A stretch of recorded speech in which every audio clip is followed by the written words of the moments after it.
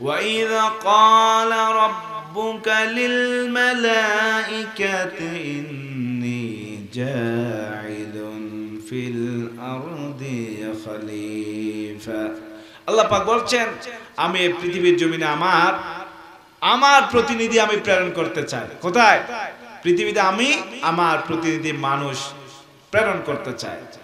মানুষ হচ্ছে আল্লাহর প্রতিনিধি, মানুষ হচ্ছে কি? আল্লাহর প্রতিনিধি, আল্লাহর খলিফা। ইন্নী জাইলুন ফিল আরদি খলিফা, আমি এই পৃথিবীর জমিনে মানুষ প্রেরণ করতে চাই। ফেরেশতারা বলল, হে আল্লাহ তাআলা, আমরা তো তোমার ইবাদত করি, নাহনু নুসাব্বিহু বিহামদিক, আল্লাহ আমরা তো তোমার ইবাদত করি, তোমার আমরা বান্দাগি করি, তোমার তাসবিহ পড়ি, কেন তুমি এই পৃথিবীর জমিনে আবার মানুষ নামে একটা জাতি প্রেরণ করতে চাও? আল্লাহ পাক রব্বুল আলামিনকে তারা আরো বলেন, হে আল্লাহ, তারা তো এই পৃথিবীর জমিনে গেলে তারা হানাহানি করবে, মারামারি করবে, রক্তপাত ঘটাবে, অথচ আমরা তো তোমার ইবাদত করছি, আমরা তো এই মারামারিতে নাই। ফেরেশতারা কি মারামারি দে আমাদের মতো, মানুষের মতো?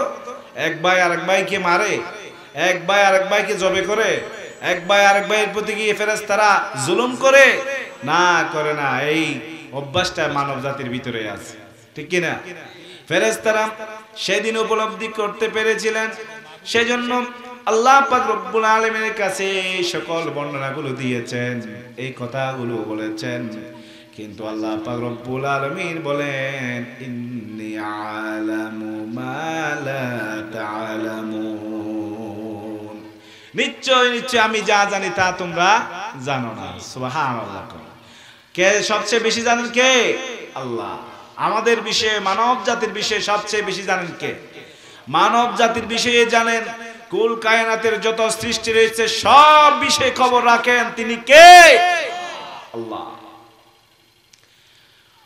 অতল সাগরের একেবারে তলদেশে, গভীর সাগরের তলদেশে যে একটা ছোট্ট পোকা যদি না খেয়ে থাকেন, সেই সাগরের ভিতরে তাকে খাদ্য জোগাড় করে দেন কে? আল্লাহ। এই যে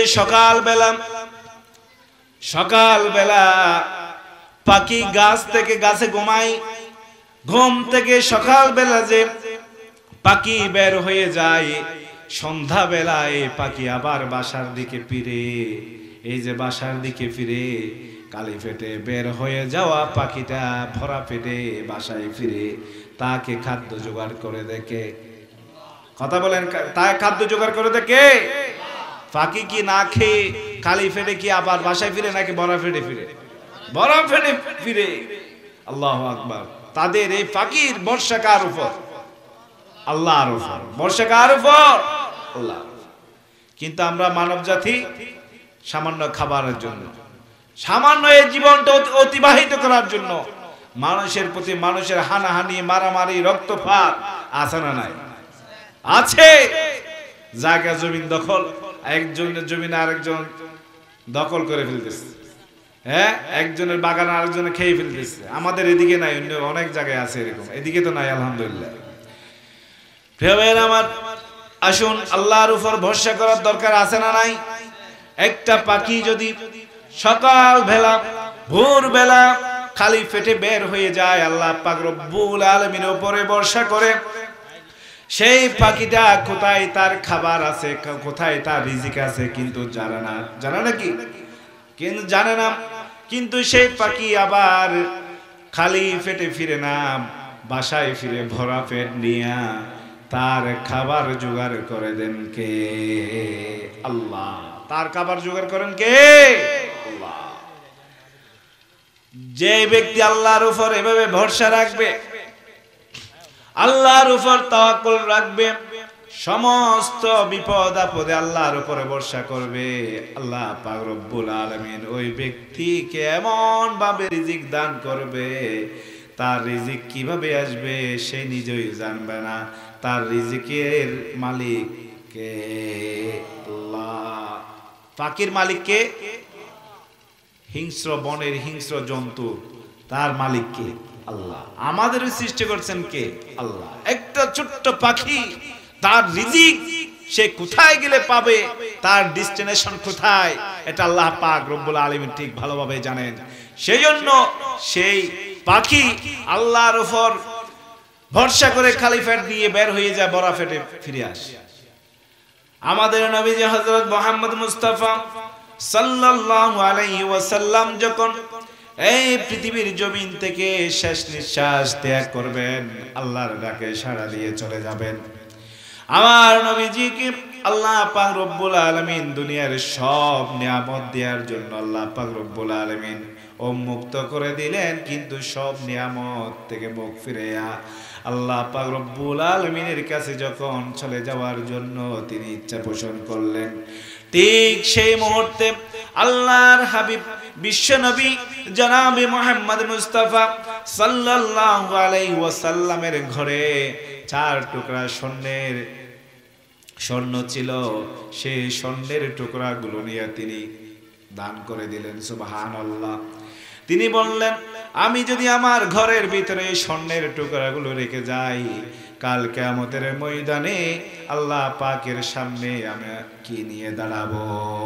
আল্লাহু আকবার। আর আমাদের ব্যাংক ব্যালেন্স না রাখলে হয় না।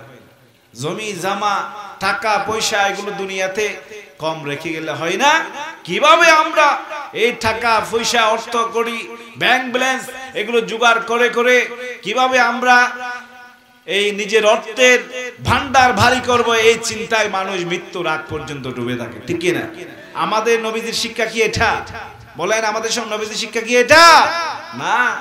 যার কারণে মানুষ আল্লাহর উপর ভরসা না করে যখন এই পৃথিবীর এই জাই জামিলার মধ্যে নিমজ্জিত থেকে যখন এই পৃথিবীর লোভ লালসায় যখন মানুষ নিজেকে নিমগ্ন করে রাখে, আপনি মানুষকে এই পৃথিবীর এই ঝামেলার ভিতরে যখন একজন মানুষ নিজেকে যখন ডুবে রাখে, তখন সেই মানুষটা আখিরাতের কথা ভুলে গিয়া এই দুনিয়ার সামান্য কিছুর পিছনে ঘুরতে থাকে।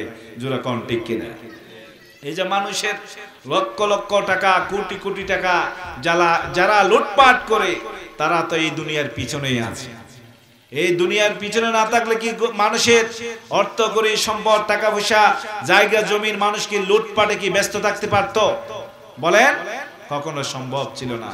মানুষ আল্লাহকে ভুলে গিয়া এই পৃথিবীর পিছনে যখন ছুটে আছে, আল্লাহ পাক রব্বুল আলামিন এই মানুষদেরকে অপমানিত করে ছাড়েন শেষ পর্যন্ত। যেরকম নাউজুবিল্লাহ।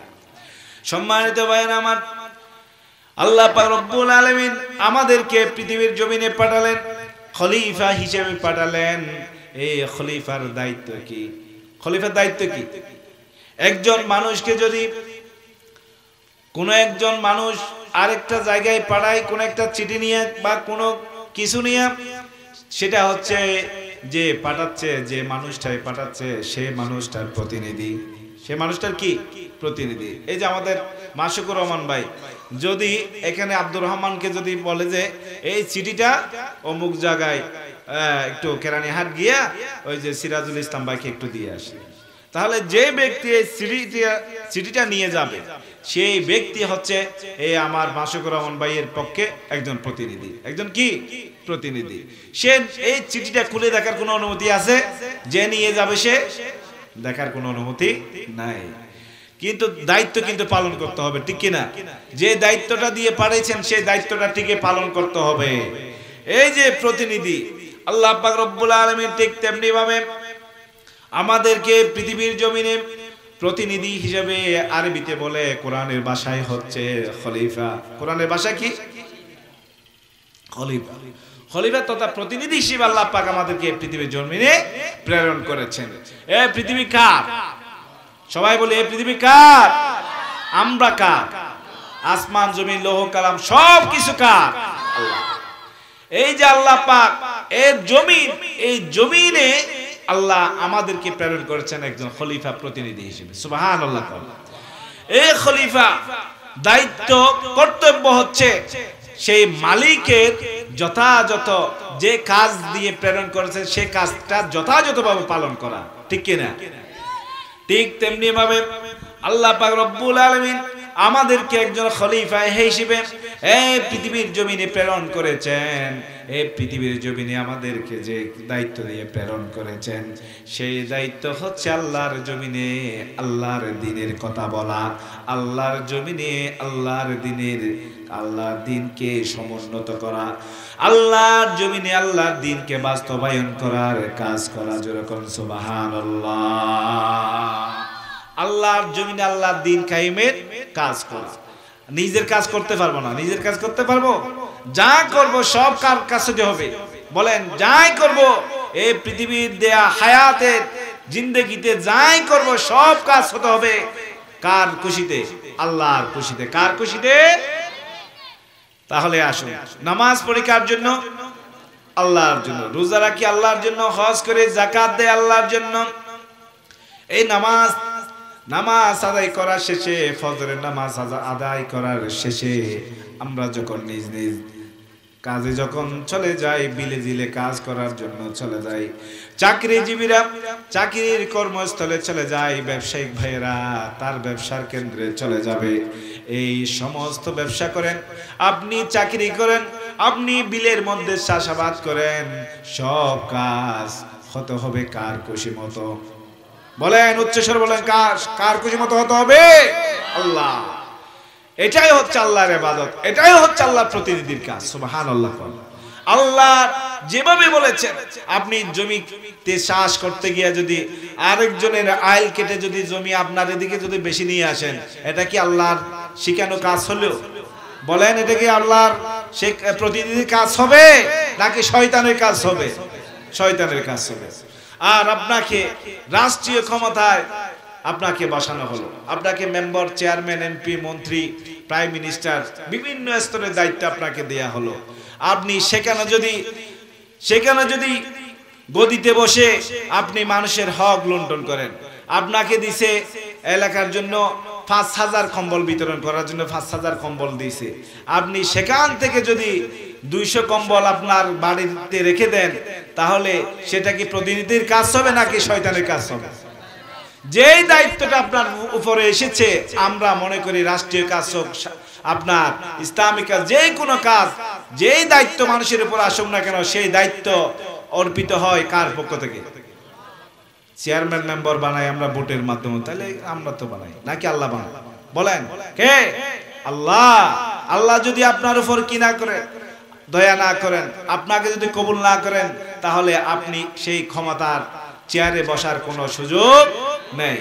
আল্লাহ যদি আপনাকে কবুল না করেন, তাহলে আপনি চাষাবাদ করার কোনো সুযোগ পাবেন না। পাবেন? সব কাজ কার নির্দেশ হয়? বলেন, সব কাজ কার নির্দেশ হয়? আল্লাহ। সে আল্লাহর আইন মতো করা, আল্লাহর সন্তুষ্টি মতো করা, আল্লাহর অসন্তুষ্টিতে পা না দেয়াই হচ্ছে একজন খলিফার কাজ। আমরা কি দেখছি? মানুষের সম্পদ লুটপাট, মানুষের টাকা লুটপাট, মানুষের আমানত খেয়ানত, মানুষের হক যথাযথভাবে না দিয়া, দেশের জনগণের মানুষের হক যথাযথভাবে আদায় না করে নিজেদের ব্যাংক ব্যালেন্স যারা ভারী করেছে, তারা কখনো আল্লাহর খলিফা হতে পারে না, তারা বরং শয়তানের খলিফা। তারা কার খলিফা? শয়তান। কেননা তারা শয়তানের কাজ করে। আল্লাহর কাজ করলে সে আল্লাহর খলিফা হবে, শয়তানের কাজ করলে সে কার খলিফা হয়ে যাবে? শয়তানের খলিফা হয়ে যাবে। অথচ আমরা সব মুসলমান একে অপরের মিলে মিশে, সব মুসলমানের একটাই দায়িত্ব এবং কর্তব্য হওয়া ছিল, যা আল্লাহ পাক রব্বুল আলামিন যেমনি ভাবে আমাদের উপর নামাজ, রোজা, হজ, যাকাত পালনের নির্দেশ দিয়েছেন, ঠিক তেমনি ভাবে সমস্ত কাজ কর্মে আল্লাহর সন্তুষ্টি মোতাবেক করার। ঠিক কিনা কর? আল্লাহর আইনের বাইরে গিয়ে কোনো করার কি সুযোগ আছে? নাই। আসুন, আল্লাহ পাক রব্বুল আলামিন সেই খলিফার দায়িত্ব কি দিয়েছেন? আল্লাহ পাক রব্বুল আলামিন সেই খলিফার উপর যে দায়িত্ব দিয়েছেন তা আল্লাহ পাক বর্ণনা করেন, লাকাদ আরসালনা রুসুলানা বিল বাইয়িনাতি ওয়া আনজালনা মাআহুমুল কিতাবা ওয়াল মিজান ليقوم الناس بالقسط وأنزلنا الحديد فيه بأس شديد ومنافع للناس وليعلم الله من ينصره ورسله بالغيب إن الله قوي عزيز الله পাক রব্বুল আলামিন এই বান্দাদেরকে তার বান্দাদের উদ্দেশ্যে আল্লাহ পাক বলেন এই খলিফারা যেন আল্লাহ পাকের দায়িত্ব পালন করতে পারে। আল্লাহ পাক রব্বুল আলামিন সূরা হাদীদের 25 নম্বর আয়াতের মধ্যে বলেছেন আমি অবশ্যই আমার রাসূলদের সুস্পষ্ট নিদর্শন সমূহ মানুষের কাছে পাঠিয়েছি। কার কাছে পাঠিয়েছি? মানুষের কাছে সুস্পষ্ট নিদর্শন আয়াত সমূহ আল্লাহ পাক রব্বুল আলামিন মানুষের কাছে রাসূলের মাধ্যমে পাঠিয়েছে। সুবহানাল্লাহ। যেন মানুষ আল্লাহর খিলাফতের দায়িত্ব যথাযথভাবে পালন করতে পারে। যে উদ্দেশ্যে আল্লাহ পাক রব্বুল আলামিন মানুষকে পৃথিবীর জমিনে পাঠিয়েছেন সেই উদ্দেশ্যে যেন মানুষ পালন করতে পারে, সেই জন্য সুস্পষ্ট নিদর্শন সমূহ আল্লাহ পাক রব্বুল আলামিন বলছেন আমি পাঠিয়েছি এবং আমি তাদের সাথে কিতাব পাঠিয়েছি। রাসূলদের মাধ্যমে কি পাঠিয়েছেন? কিতাব। রাসূলদের মাধ্যমে কিতাব নাযিল করেছেন। এই পৃথিবীতে আল্লাহ পাক রব্বুল আলামিন 313 জন রাসূল প্রেরণ করেছেন, লক্ষ লক্ষ অগণিত নবী প্রেরণ করেছেন। আল্লাহ পাক রব্বুল আলামিন বলেন আমি এই মানুষকে পরিচালিত করার জন্য আমি রাসূল পাঠিয়েছি এবং আল্লাহ পাক রব্বুল আলামিন বলেন আমি তাদের সাথে পাঠিয়েছি কিতাব, আরো পাঠিয়েছি আমি মিজান অর্থাৎ মানদণ্ড ন্যায়দণ্ড আমি তাদের জন্য পাঠিয়েছি যাতে করে মানুষ ইনসাফের উপর কায়েম থাকতে পারে।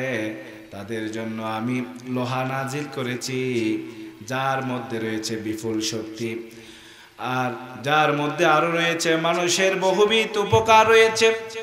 লোহা নাজিল করেছেন কে? আল্লাহ। লোহা কে নাজিল করেছেন? আল্লাহ। এই যে লোহা, লোহা এখানে যে নাজিল করেছেন বলতেছেন, নাজিল মানে উপর থেকে নিচে পড়া।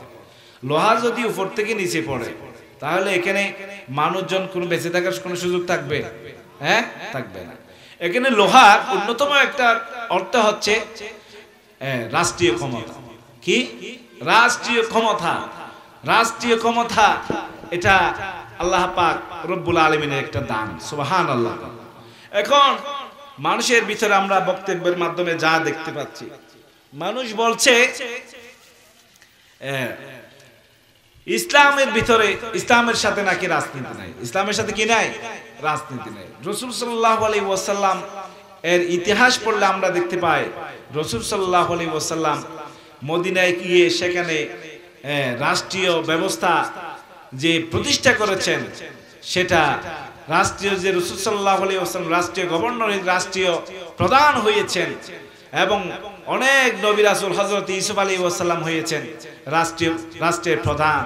তাহলে যারাই বলে ধর্মের সাথে রাজনীতির কোনো সম্পর্ক নাই, তাহলে বোঝা যায় তারা হয়তো ইসলামকে তারা না বুঝে বলছে অথবা বুঝেও তারা ফায়দা লুটার জন্য রাজনীতির সাথে ইসলাম আলাদা করতে পারলে তারা মানুষের হক লুটপাট করতে পারে, ঠিক কিনা?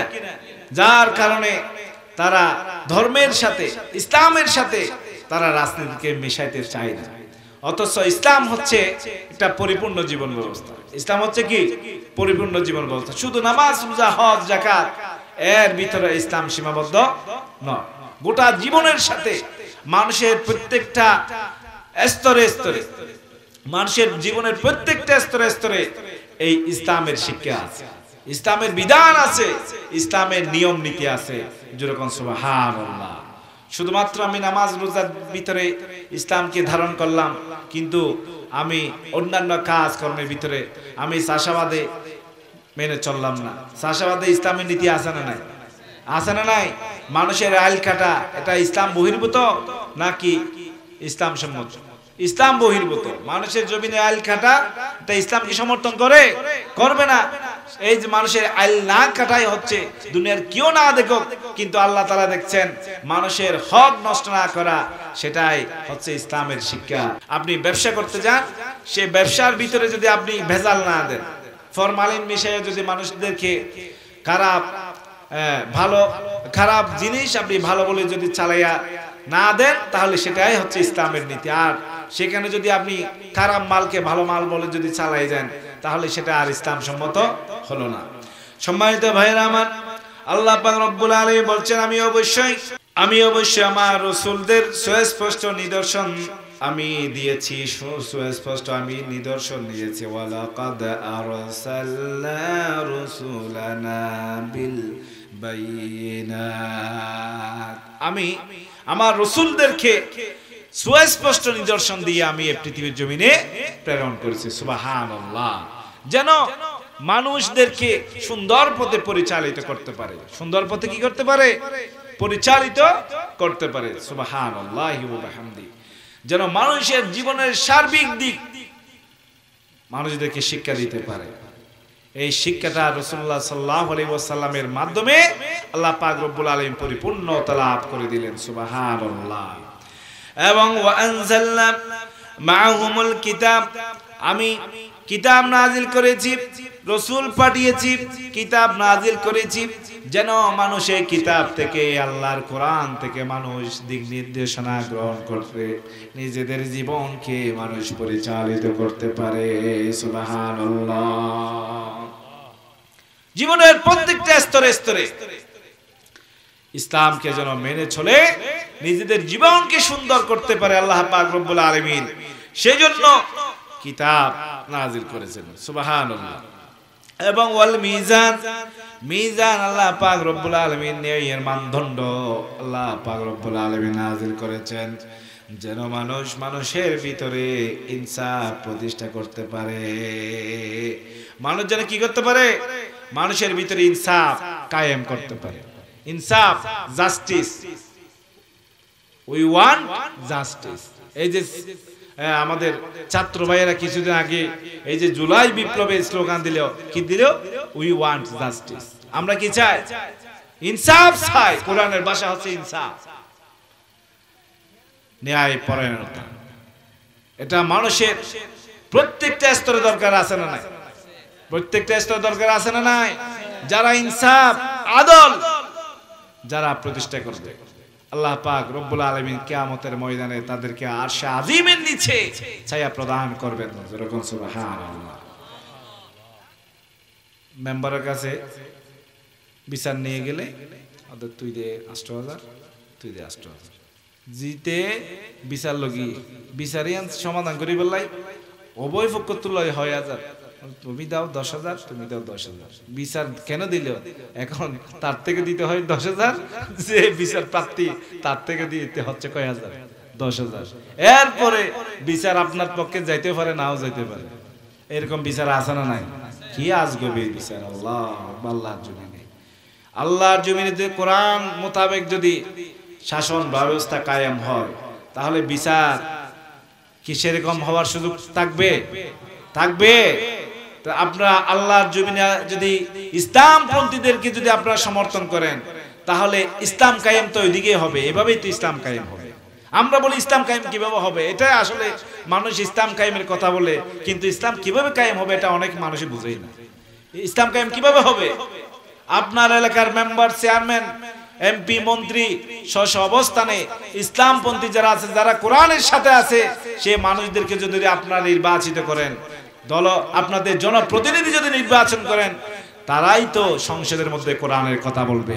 কোরআনের কথা বলবে, সেখানে মদ, জুয়া, আপনার যাবতীয় অন্যায়ের বিরুদ্ধে যখন সংসদে কথা বলবে, তখন ইনসাফ ভিত্তিক সমাজ ব্যবস্থা কায়েম হয়ে যাবে। যেরকম ঠিক কিনা? আল্লামা দেলোয়ার হোসেন সাঈদী রাহিমাহুল্লাহ, তিনি এই সংসদ ভবন থেকে শিরককে বিতাড়িত করেছিলেন। সুবহানাল্লাহ। আগে সংসদে ঢোকার সময় মাথা নিচু করে ঢোকা লাগতো। আল্লামা দেলোয়ার হোসেন সাঈদী তিনি সংসদে প্রস্তাব উপস্থাপন করেছেন, এই জাতির জাতির আপনার গুরুত্বপূর্ণ একটা জায়গা সংসদ ভবন, সেখানে শিরিকের মতো এরকম জঘন্যতম অপরাধ করে মানুষ আপনার এই সংসদ ভবনে মাথা নিচু করে ঢুকবে। আল্লামা দেলোয়ার হোসেন সাইদি এর বিপক্ষে তিনি প্রস্তাব উপস্থাপন করেছিলেন। সেই কাল থেকে এই সংসদে আর কি করে মাথা ঝুঁকিয়ে প্রবেশ করা লাগে না, মানুষ সিংহের মতো মাথা উঁচু করে ঢুকে, যেরকম সুবহানাল্লাহ। তাহলে একজন আলেম সংসদে গিয়ে যদি এরকম শিরিক বিতাড়িত করতে পারে, বাংলাদেশের 300 আসন থেকে যদি ইসলামওয়ালা দাড়ি টুপিওয়ালা ইসলামের পক্ষের শক্তি যদি এরকম সংসদ ভবনের সংসদ সদস্য হিসেবে যায়, তাহলে বাংলার জমিনে ইনসাফ, সত্যিকার অর্থে ইনসাফ প্রতিষ্ঠা হবে ঠিক কি না? ইসলাম তো এভাবেই কায়েম হবে, ইসলাম এভাবে কায়েম হবে। আজকে আমরা আমাদের স্লোগান উই ওয়ান্ট জাস্টিস, আমরা কি চাই? আমরা ন্যায় পরায়ণতা চাই, আদল ইনসাফ চাই, ইনসাফ ভিত্তিক সমাজ ব্যবস্থা কায়েম হওয়া চাই।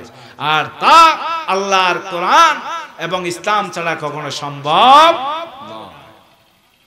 প্রিয় ভাইরা, সেজন্য আসুন আল্লাহর এই জমিনে একজন খলিফা হিসেবে নিজেরা সব মানুষের একটাই লক্ষ্য উদ্দেশ্য থাকা দরকার ছিল। সেই লক্ষ্য উদ্দেশ্য কি? আল্লাহর জমিনে ইনসাফ কায়েম করা, আল্লাহর জমিনে ইসলামকে কায়েম করা। সেটা নামাজ, রোজা, হজ, যাকাত এর মাধ্যমে এবং জীবনের প্রত্যেকটা স্তরে স্তরে ইনসাফ কায়েম করার মাধ্যমে সম্ভব। যেরকম ঠিক কিনা? সম্মানিত ভাইরা আমার, আল্লাহ পাক রব্বুল আলামিন আমাদেরকে এই দুনিয়ার জীবনে প্রেরণ করে শুধু শুধু এমনি এমনি আল্লাহ পাক রব্বুল আলামিন আমাদেরকে ছেড়ে দেন নাই। রব্বুল আলামিন আমাদেরকে জীবনের প্রত্যেকটা মুহূর্তকে ইবাদতে পরিণত করার জন্য নির্দেশ দিয়েছেন। যেরকম সুবহানাল্লাহ। আল্লাহ পাক রব্বুল আলামিন বলেন, وَمَا خَلَقْتُ الْجِنَّ وَالْإِنسَ إِلَّا لِيَعْبُدُونَ। জিন এবং মানব জাতিকে একমাত্র আল্লাহর ইবাদত করার জন্য কি করেছেন? আল্লাহ আমাদেরকে সৃষ্টি করেছেন। যেরকম সুবহানাল্লাহ। এই যে আল্লাহর ইবাদত বললাম, আমি আল্লাহর ইবাদত কিভাবে করব আমি আপনাদেরকে এটাই বলে দিলাম। নামাজ, রোজা, হজ, যাকাত এগুলো যেমনি ভাবে আল্লাহর ইবাদত, এগুলো হচ্ছে ইবাদতের খুঁটি। এগুলো ইবাদত কি? খুঁটি, ইসলামের খুঁটি, ইসলামের স্তম্ভ। এবং এই স্তম্ভগুলো ঠিক রেখে আর বাকি সময়, জীবনের অন্যান্য সময়, 24 ঘন্টার অন্যান্য সময়গুলোকেও আল্লাহর ইবাদতে পরিণত করতে পারলেই আমরা এই আয়াতের অনুসরণ আমাদের হয়ে যাবে। যেরকম সুবহানাল্লাহ। গোটা জীবনটাই ইবাদতে পরিণত হয়ে যাবে। আল্লাহ যেভাবে বলেছেন, আমি তোমাদেরকে সৃষ্টি করেছি একমাত্র আমি আল্লাহর ইবাদত করার জন্য, বান্দেগি করার জন্য, দাসত্ব করার জন্য। যেরকম সুবহানাল্লাহ।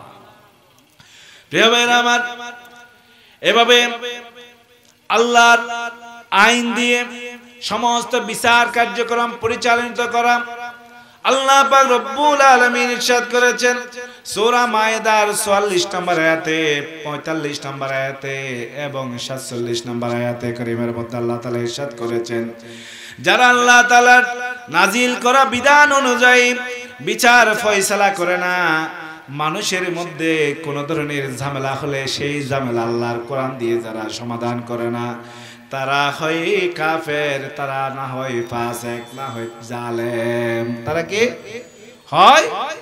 কাফের, না হয় ফাসিক, না হয় কি জালেম। আমরা আল্লাহর কোরআন বিশ্বাস করি কিনা? সবাই বলি আমরা আল্লাহর কোরআন বিশ্বাস করি কিনা? করি। করলে তাহলে এই কোরআন এর প্রত্যেকটা অক্ষর, হরফ আমরা আমাদের মানতে হবে কিনা? মানতে হবে। যদি আমরা কোন আয়াতের প্রতি যদি কোন ধরনের বিশ্বাসের ত্রুটি রাখি, তাহলে আমাদের ঈমান থাকবে না। আল্লাহ পাক রব্বুল আলামিন সূরা মায়েদার 44 নম্বর আয়াতে কারিমার মধ্যে বলেন, ওয়ামান লাম ইয়াহকুম বিমা আনজালাল্লাহু ফাউলাইকা হুমুল কাফিরুন। যে ব্যক্তি আল্লাহ পাক রব্বুল আলামিনের হুকুম অনুযায়ী বিধান অনুযায়ী তারা ফয়সালা করে না, আল্লাহ পাক রব্বুল আলামিন তাদেরকে বললেন ফাউলাইকা হুমুল কাফিরুন, তারা হচ্ছে কাফের। যারা আল্লাহর হুকুম অনুযায়ী যে কোনো বিষয়ের যারা বিচার ফয়সালা করে না তারা কি কাফের, তারা কি কাফের। তাহলে একমাত্র কাফেররাই আল্লাহর বিধান অনুযায়ী তাদের জীবনের প্রত্যেকটা স্তরের ফয়সালা তারা করে না, তারা সমাধান করে না, তারা নিজের মন গড়া করে, তাদের মন গড়া সমাধান করে। কারা? কাফেররা। কারা? কাফেররা। মুসলমানদেরকে যে কোনো ধরনের সমস্যার সমাধান করতে হবে কি দ্বারা? আল্লাহর কোরআন দ্বারা। আল্লাহর কি দ্বারা? কোরআন দ্বারা এবং হাদিস দ্বারা। আল্লাহ পাক রব্বুল আলামিন এর পরবর্তী আয়াতে ৪৫ নম্বর আয়াতের মধ্যে আবার বলেছেন ওয়ামাল্লাম ইয়াহকুম বিমা আনজালাল্লাহু ফাউলাইকা হুমুল যালিমুন।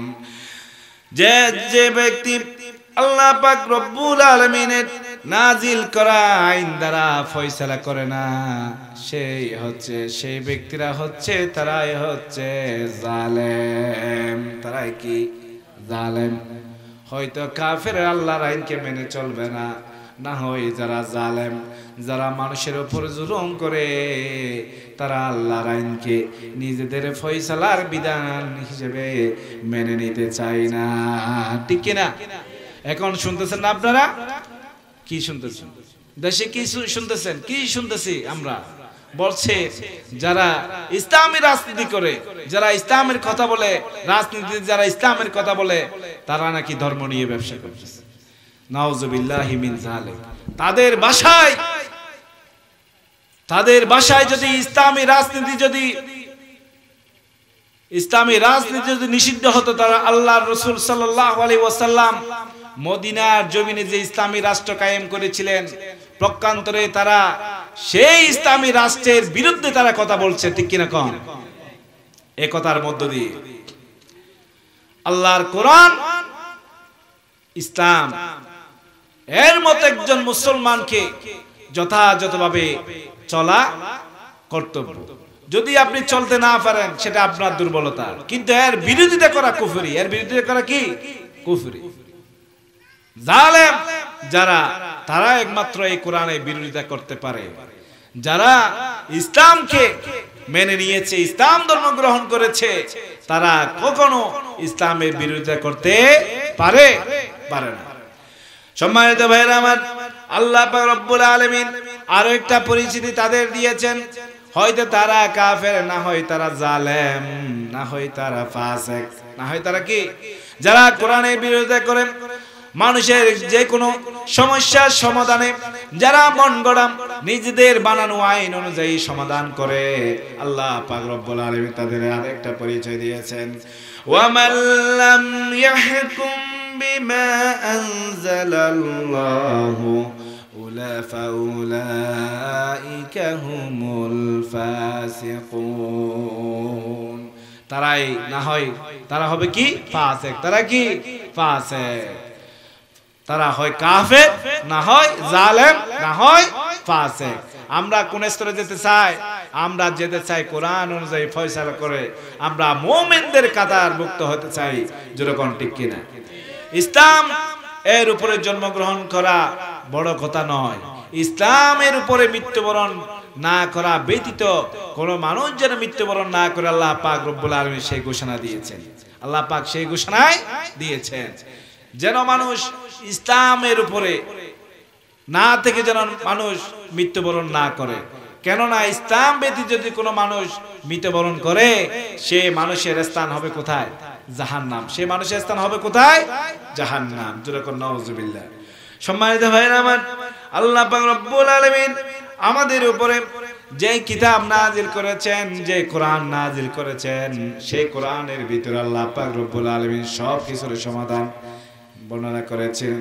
সব কিছুর সমাধান এই কোরআনের ভিতরে আল্লাহ পাক বর্ণনা করেছেন।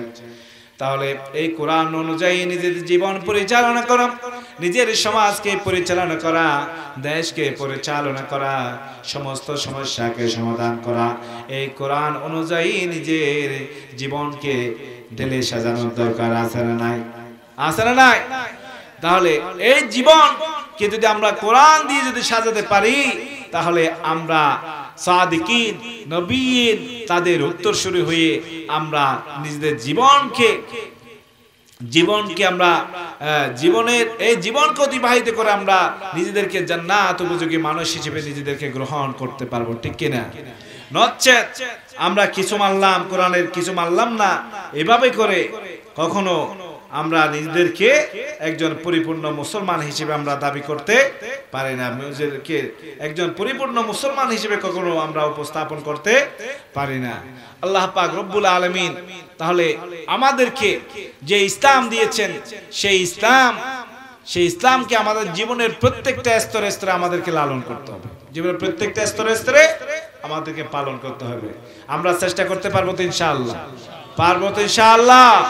সম্মানিত ভাইরা, আসুন, এই ইসলাম গ্রহণ করতে গিয়ে সাহাবায়ে কেরাম নির্যাতনের শিকার হয়েছেন, জুলুমের শিকার হয়েছেন। ইসলামের প্রথম মহিলা শহীদ হযরত সুমাইয়া রাদিয়াল্লাহু তাআলা আনহা, তিনি ইসলাম ধর্ম গ্রহণ করার অপরাধে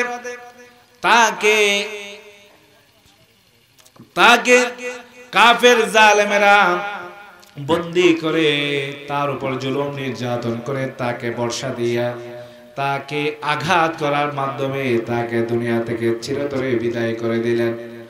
হযরত সুমাইয়া রাদিয়াল্লাহু তাআলা আনহা, তাকে প্রস্তাব দেয়া হলো, তুমি যদি এই মুহূর্তেও যদি ইসলাম ত্যাগ করো, যদি মুহাম্মদের ধর্ম ত্যাগ করো, তাহলে তোমাকে ছাড় দেয়া হবে। তাকে বাঁধা হলো গাছের ভিতরে গাছের মধ্যে তাকে দুই হাত দুই পা দিয়া তাকে দুই হাত দুই পা তার শক্ত করে রশি দিয়া বন্দী করে হযরত সুমাইয়া রাদিয়াল্লাহু তাআলা আনহাকে তার লজ্জা স্থান দিয়ে বর্ষা দিয়ে আঘাত করে তাকে হত্যা করে দিল জালেমেরা। তারপরও হযরত সুমাইয়া রাদিয়াল্লাহু তাআলা আনহা ইসলাম ত্যাগ করলেন না, তিনি ইসলামের উপর অটল বিচল থেকে তিনি নিজের জীবনকে বিলিয়ে দিলেন। যেরকম সুবহানাল্লাহ। তেমনি ভাবে হযরত বেলাল রাদিয়াল্লাহু তাআলা তিনি ইসলাম ধর্ম গ্রহণ করার অপরাধে তার মনিব উমাইয়া ইবনে খালফ তাকে জুলুম করতে করতে হযরত বেলাল রাদিয়াল্লাহু তাআলা আনহুকে দুদু মরুভূমিতে নিয়ে তাকে চিৎ করে শোয়া তার বুকের উপরে পাথর নিক্ষেপ করে পাথর চাপা দিল এবং তার মুখের ভিতরে জ্বলন্ত আগুন তার মুখের ভিতরে ঢুকিয়ে দিল। হযরত বেলাল রাদিয়াল্লাহু তাআলা আনহু ঠিক সেই মুহূর্তে, কঠিন মুহূর্ত, যে ঘোষণা দিলেন সেই ঘোষণা হচ্ছে আহাদ আহাদ আহাদুন আহাদ। সুবহানাল্লাহ। হযরত বেলাল বললেন, আমার জীবন চলে যেতে পারে, আমি ইসলাম ত্যাগ করতে পারি না। আমার জীবনকে ধ্বংস করে দেয়া হতে পারে, আমার কলিজার ভিতর থেকে, আমার অন্তর থেকে ইসলামকে দূরে সরিয়ে দেয়া সম্ভব নয়। সুবহানাল্লাহ। এভাবে হযরত খুবাইব রাদিয়াল্লাহু তাআলা তারা জুলুমের শিকার হলেন, জুলুম নির্যাতনের শিকার হলেন, কিন্তু ইসলামকে ত্যাগ করে নাই, ইসলামের পথ থেকে চুল পরিমাণ তারা সরে যায় নাই। যে কোনো সমস্যা সমাধানে তারা ইসলামের সমাধানে গ্রহণ করেছে। সুবহানাল্লাহ। হযরত ওমর রাদিয়াল্লাহু তাআলা আনহু ছিলেন সেই সময়কার জামানার সবচেয়ে সাহসী বীর পুরুষ, ইসলামের সবচেয়ে ত্যাগী একজন ব্যক্তি। হযরত ওমর রাদিয়াল্লাহু তাআলা অনেক সাহসী একজন ব্যক্তি ছিলেন। ইসলামের দ্বিতীয় খলিফা ছিলেন হযরত ওমর রাদিয়াল্লাহু তাআলা আনহু। একদিন রাসূলুল্লাহ সাল্লাল্লাহু আলাইহি ওয়াসাল্লামের কাছে এক ইহুদি এবং একজন মুসলমানের বিচার গেল। রাসূলুল্লাহ সাল্লাল্লাহু আলাইহি ওয়াসাল্লাম এই ইহুদি এবং মুসলমানের বিচারটা তিনি সমাধান করে দিলেন। বিচারের পক্ষ গেল ইহুদির পক্ষে, বিচারটা গেল কার পক্ষে? ইহুদির পক্ষে। কিন্তু এই মুসলমান তার পক্ষে যখন বিচার গেল না, তিনি উমর রাদিয়াল্লাহু তাআলা আনহুর কাছে গেলেন, বললেন আমাদের বিচারটা একটু করে দেন এই বিষয়। বলছে এই বিচার কি রাসূলুল্লাহ সাল্লাল্লাহু আলাইহি ওয়াসাল্লাম করেছে? বলছে হ্যাঁ করেছে। তাহলে কে হলো বিচারের ফয়সালা কি? বলছে এই বিচারের ফয়সালা গেল এই ইহুদির পক্ষে। এখন আমি তো একজন মুসলমান, এখন আমার পক্ষে বিচার এর রায় না দিয়ে রাসূল বিচারের পক্ষে দিলেন কার কার পক্ষে? ওই ইহুদিদের পক্ষে, ইহুদির পক্ষে। রাসূল সাল্লাল্লাহু আলাইহি ওয়াসাল্লামের বিচারের ফয়সালার কথা শুনে, রাসূলুল্লাহ সাল্লাল্লাহু আলাইহি ওয়াসাল্লাম বিচারের ফয়সালার এই কথা শুনে হযরত ওমর রাদিয়াল্লাহু তাআলা আনহু বললেন তুমি একটু দাঁড়াও, আমি একটু আসতেছি। তিনি ভিতরে বাড়ির ভিতর গিয়া সেখান থেকে একটা তলোয়ার নিয়ে এসে রাসূল সাল্লাল্লাহু আলাইহি ওয়াসাল্লাম সেই মুসলমানের গর্দানকে দ্বিখণ্ডিত করে দিলেন। যুরকন নাউজুবিল্লাহ। এখন সব দিকে ছড়িয়ে পড়লো রাসূল সাল্লাল্লাহু আলাইহি ওয়াসাল্লামের সাহাবী হযরত ওমর মুসলমান হত্যা করেছে। আল্লাহ পাক রব্বুল আলামিন কোরআনের আয়াত নাযিল করে দিয়ে জানিয়ে দিলেন এই মুসলমান আসলে নামদারি মুসলমান। ওমর রাদিয়াল্লাহু তাআলা আনহু কোন মুসলমানকে হত্যা করে নাই, আসলে একজন মুনাফিককে হত্যা করেছে। কাকে হত্যা করেছে? মুনাফিককে হত্যা করেছে। এরকম আমাদের দেশের সমাজে গোটা পৃথিবীতে এরকম কিছু কিছু লোক পাবেন যারা ইসলামের ফয়সালা মেনে না নিয়ে ইসলাম বহির্ভূত ফয়সালার দিকে ছুটে বেড়ায়। এরকম লোক আছে না নাই? আছে। আল্লাহ পাক রব্বুল আলামিন এই শিক্ষাগুলো আমাদেরকে দিলেন। কোরআন মোতাবেক ইসলাম, আল্লাহ এবং আল্লাহ রাসূল, এখন আল্লাহর কোরআন এবং সুন্নাহর ভিত্তিতে যেই ফয়সালা, এই ফয়সালা যদি কেউ মেনে না নেয় তাহলে তাদের উপরে যে শাস্তি সেটা হচ্ছে কতল। সেই শাস্তি হচ্ছে কি? কতল। সম্মানিত ভাইরা আমার, তাহলে জীবনের প্রত্যেকটা স্তরে ইসলামকে ধারণ করতে হবে। জীবনের প্রত্যেকটা স্তরে ইসলামকে মেনে চলা, যেমনি ভাবে আমরা নামাজের ভিতরে মেনে চলি, আমরা যেমনি ভাবে রোজা রাখা অবস্থায় আমরা যেমনি ভাবে খারাপ কাজ থেকে বিরত থাকি, রোজা রাখা অবস্থায় যেমনি ভাবে খোদাদ্রোহী কাজ থেকে আমরা বিরত থাকি, ঠিক তেমনি ভাবে জীবনের প্রত্যেকটা স্তরে স্তরে ইসলাম মেনে চলার দরকার আছে না নাই? একটু জিকির করে লা ইলাহা লা ইলাহা ইল্লাল্লাহ, লা ইলাহা ইল্লাল্লাহ, লা ইলাহা ইল্লাল্লাহ, লা ইলাহা ইল্লাল্লাহ মুহাম্মাদুর রাসূলুল্লাহ। আল্লাহু আকবার। সম্মানিত ভাইরা, আসুন তাহলে আমাদের এই গোটা জীবনটাই আমাদেরকে আখিরাতমুখী করতে হবে। গোটা জীবনটাকে আমরা ইসলাম মতো সাজিয়ে আমাদেরকে কোন দিকে যেতে হবে? আখিরাতমুখী আমাদের জীবনটাই সর্বশেষ নিয়ে যেতে হবে। আল্লাহ পাক রব্বুল আলামিন বলছেন, ই'লামু আন্নামাল হায়াতুদ দুনিয়া লাইবুন ওয়া লাহুন ওয়া যিনাতুন وتفاخر بينكم وتكاثر في الأموال والأولاد। আল্লাহ পাক রব্বুল আলামিন বলেন, বান্দারা তোমরা শোনো, ই'লামু আন্নামাল হায়াতুদ দুনিয়া, নিশ্চয় তোমরা এই দুনিয়ার জীবন সম্পর্কে তোমরা জেনে রাখো, এই দুনিয়ার জীবন হচ্ছে লাইবুন ওয়া লাহউন, খেল তামাশার জীবন। এই জীবনটা হচ্ছে একটা খেল তামাশার জীবন। এই দুনিয়ার জীবন হচ্ছে খেল তামাশার জীবন।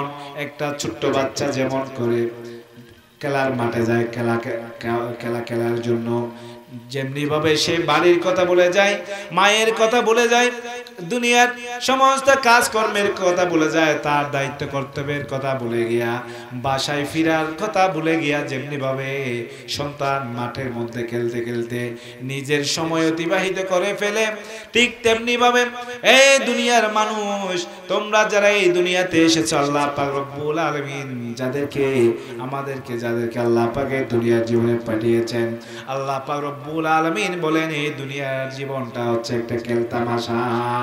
এই দুনিয়াটা কিসের? এটা খেল তামাশা। যেমনটাই আমরা এই পৃথিবীতে এসেছি, এখানে খেল তামাশা করতে করতে আমরা সময় হায়াত কোন দিকে ফুরিয়ে আছে আমরা সেই দিকে খেয়াল না করে আসল ডেস্টিনেশন, আসল স্থান হচ্ছে আমাদের পরকাল, পরকালীন জীবন। সেই পরকালীন জীবনের জান্নাত অর্জনের আমরা কাজ না করে এই খেল তামাশায় দুনিয়ার মায়া মমতা এই দুনিয়ার সমস্ত জায় জামেলার মধ্য দিয়ে মানুষ কাটিয়ে এই জীবনকে মানুষ ধ্বংস করে দিচ্ছে। সেজন্য আল্লাহ পাক রব্বুল আলামিন এই দুনিয়ার জীবনটাকে একটা খেল তামাশার জীবন হিসেবে উল্লেখ করেছেন। আল্লাহ পাক রব্বুল আলামিন বলেন, ইলামু, তোমরা জেনে রাখো, আন্নামাল হায়াতুদ দুনিয়া লাইবুন ওয়া লাহু ওয়া যিনাতুন ওয়া তাফাখুরুম বাইনাকুম।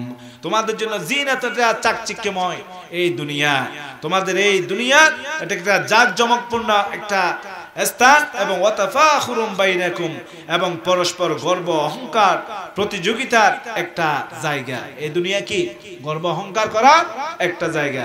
কার থেকে টাকা বেশি, কার থেকে টাকা কম, কার বিল্ডিং সবচেয়ে সুন্দর আর কার বিল্ডিং 5 তলা, আরেকজনের প্রতিযোগিতা দে আমার বিল্ডিং হবে 10 তলা। যে 10 তলা বানিয়েছে আরেকজন বলতেছে আমি কি তার চেয়ে কম নাকি, আমি বানাবো 20 তলা। একজন 100 তলা বানিয়েছে, আরেকজন বানাই ফেলে 101 তলা। এরকম আছে না নাই? প্রতিযোগিতা আছে না নাই? আল্লাহ পাক রব্বুল আলামিন এই কথা স্মরণ করে দিয়েছে বান্দাকে। বলেন এই দুনিয়ার জীবন হচ্ছে খেল তামাশার, এই দুনিয়ার জীবন হচ্ছে বাহ্যিক চাকচিক্যময় এই দুনিয়া হচ্ছে পরস্পর মানুষ গর্ব অহংকারের প্রতিযোগিতার একটা জায়গা। এই দুনিয়ার জীবন হচ্ছে ধন সম্পদ, মানুষের সন্তান সন্ততি, প্রাচুর্য, টাকা পয়সা অর্থ করি লাভের প্রতিযোগিতা তৈরি করার একটা জায়গা। আল্লাহ পাক রব্বুল আলামিন এই কথাটা মানুষদেরকে স্মরণ করিয়ে দিলেন। সুবহানাল্লাহ, সুবহানাল্লাহ। আমাদেরকে এই দুনিয়ার শেষে আবার যেই জায়গায় যেতে হবে সেই জায়গার আল্লাহ পাক রব্বুল আলামিন খুব সুন্দর করে বর্ণনা করে দিলেন। সুবহানাল্লাহ। আমাদের সম্মানিত অতিথি চলে আসছে, সম্মানিত ভাইয়েরা আমার, আল্লাহ পাক রব্বুল আলামিন আরো ঘোষণা দিয়েছেন, কামাসালি গায়সিন আজাবাল কুফফারা নাবাতুহু সুম্মা ইয়াহিজু ফাতারাহু মুসফাররান সুম্মা ইয়াকুনু হুতামা। আল্লাহ পাক রব্বুল আলামিন এই কথাগুলো, দুনিয়া লোভ লালসার কথাগুলো বর্ণনা করার পরে আল্লাহ পাক রব্বুল আলামিন এটা একটা উপমা দাঁড় করে দিলেন, একটা উপমা, একটা উদাহরণ আল্লাহ পাক দাঁড় করে দিলেন। সেই উপমা উদাহরণ হচ্ছে এই বৃষ্টি শুকিয়ে যায়, আপনার জমিন যখন শুকিয়ে চৌচির হয়ে যায়, সেই সময় আল্লাহ পাক রব্বুল আলামিন এই পৃথিবীতে বৃষ্টি বর্ষণ করার মধ্য দিয়ে এই পৃথিবীকে আবার সবুজ শ্যামল সুফলা সুজলা করে আল্লাহ পাক রব্বুল আলামিন তুলে ধরেন। যেমনটাই একজন কৃষক আপনার জমির মধ্যে কৃষি কাজ করার পরে তার এই কৃষি জমির আপনার ফসল যদি হলদবর্ণ ধারণ করে যদি এগুলো ধ্বংস হয়ে যায়, সেই কৃষকটাই লাভের মধ্যে যায় নাকি লোকসানের মধ্যে যায়? লোকসানে, অর্থাৎ ক্ষতির মধ্যে সেই ব্যক্তিটা পতিত হয়। আল্লাহ পাক রব্বুল আলামিন আমাদেরকে সেই কথাই স্মরণ করে দিলেন। এই দুনিয়ার জীবন হচ্ছে তার সামান্যতম একটা হায়াত, এই হায়াত সামান্যতম একটা মানুষের জীবন। এই জীবনকে যদি মানুষ কাজে না লাগায়, এই হায়াতকে, তাহলে এই মানুষের উদাহরণ এমনটাই হয়ে যায় যে কৃষক জমির মধ্যে ফসল চাষ করে, কিন্তু ফসল তুলতে যাওয়ার সময় দেখা যাচ্ছে তার সেই ফসল নষ্ট হয়ে গেছে, ধ্বংস হয়ে গেছে, তাহলে সেই কৃষক ক্ষতির মধ্যে নিমজ্জিত। ঠিক তেমনি ভাবে এই দুনিয়ার জীবন হচ্ছে আমাদের জন্য একটা ক্ষেত স্বরূপ। এটা কি ক্ষেত? এখানে চাষাবাদ করার মতো, মানুষের আমলের চাষাবাদ করার একটা জায়গা। এখানে যদি আমরা ভালোভাবে নিজেরা আমল করতে না পারি, তাহলে আমাদের অবস্থা এমন হবে, এই দুনিয়ার 60-70 বছর 80 বছরের জীবন আমরা শেষ করে দিলাম, কিন্তু আমাদের এই দুনিয়ার ফসল আমরা তুলতে পারলাম না, ফসল মানে হচ্ছে আমল করতে না পারলে আমরা আখিরাতে তার ফসল আমরা ভোগ করতে পারবো না। যেমনি ভাবে ওই কৃষক ক্ষতিগ্রস্ত হয়, ঠিক তেমনি ভাবে এই দুনিয়ার মানুষও ক্ষতিগ্রস্ত হইয়া সে মানুষ সর্বশেষ আমল নিয়ে যখন যেতে পারবে না, তখন সে মানুষের স্থান হয়ে যাবে কোথায়? জাহান্নাম। যেরকম নাউজুবিল্লাহ। সম্মানিত ভাইরা, কিছু মানুষ কিয়ামতের দিন অনেক আমল নিয়ে উঠবে। কি নিয়ে উঠবে? অনেক আমল নিয়ে উঠবে, ভালো কাজ করবে, নামাজ রোজা হজ যাকাতের যেমনি ভাবে আদায় করবে, ঠিক তেমনি ভাবে তার পাশাপাশি অনেক খারাপ কাজও করে, দুনিয়ার জীবনে অনেক খারাপ কাজ করে সে মানুষ উঠবে। এরকম মানুষ আছে না নাই? নামাজ পাক রব্বুল আলামিন ওই ব্যক্তিদেরকে কিয়ামতের দিন তার যে অনেক ভালো কাজে করেছে, নামাজ পড়েছে, রোজা রেখেছে, হজ যাকাত সব কিছু পালন করেছে, এর পাশাপাশি মানুষের হক নষ্ট করেছে, চাঁদাবাজি করেছে, লুটপাট করেছে, পরের হক নষ্ট করেছে, এরকম লোক আমল করে যখন কিয়ামতের ময়দানে উঠবে, তখন তাদের এই নামাজ রোজা হজ যাকাতের আমলগুলো সে মানুষদের যাদের অধিকার হরণ করেছিল পৃথিবীতে, তাদেরকে তো আর টাকা পয়সা দিয়ে তো সেদিন আর ম্যানেজ করা যাবে না। মানুষের এই আমলগুলো দিতে দিতে সে মানুষের আমল শূন্য হয়ে গিয়ে সে মানুষ শেষ পর্যন্ত বেআমল হয়ে সওয়াববিহীন হয়ে সে ব্যক্তি শেষ পর্যন্ত মানুষের হক দিতে না পেরে সে মানুষের স্থান হয়ে যাবে কোথায়? জাহান্নাম। জোরে করে নাউজুবিল্লাহ। আমরা জান্নাতে যেতে চাই নাকি চাই না?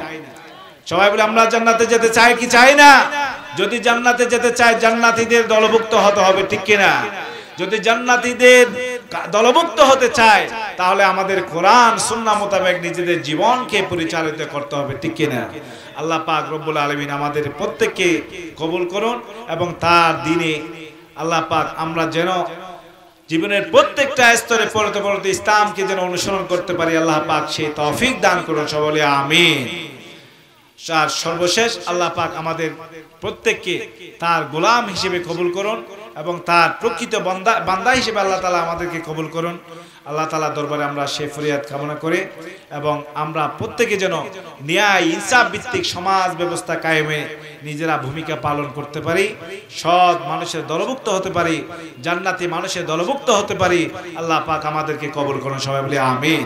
নামাজ রোজা হজ যাকাত যেমনি ভাবে আল্লাহর ইবাদত হিসেবে আমরা পালন করি, ঠিক তেমনি ভাবে জীবনের প্রত্যেকটা স্তরে স্তরে যেন ইসলাম অনুসরণ করে আমাদের সামাজিক জীবন, রাজনৈতিক জীবন, অর্থনৈতিক জীবন, প্রত্যেকটা স্তরে স্তরে যেন আমরা ইসলামকে পালন করতে পারি, সেই তৌফিক দান করুন। সবাই বলি আমিন। আর যারা বলে ধর্মীয় রাজনীতির বিরুদ্ধে যারা কথা বলে, তারা আসলে ধর্মীয় রাজনীতির বিরুদ্ধে কথা বলে তারা একটা সুযোগ নিতে চায়। কেননা ধর্মের সাথে যদি আপনার রাজনীতি থাকে, অনেক মানুষ মনে করে, তারা মনে মনে ধারণা করে, তাহলে আমরা মানুষকে দিয়ে আমরা কম্বল চুরি করতে পারবো না, ঠিক কিনা? ঠিক কিনা? মানুষের হক লুটনট করতে পারবো না রাজনীতির সাথে যদি ধর্ম আসে। এইভাবে তারা ফায়দা লুটার জন্য নানা ধরনের চক্রান্ত করে। আল্লাহ পাক রব্বুল আলামিন সর্বোপরি আমাদেরকে জীবনের প্রত্যেকটা স্তরে যেন ইসলামকে আমরা পালন করতে পারি, সেই তৌফিক দান করুন। সকলে বলে আমিন। ওয়াহিদ দাওয়ানা আলহামদুলিল্লাহি রাব্বিল আলামিন।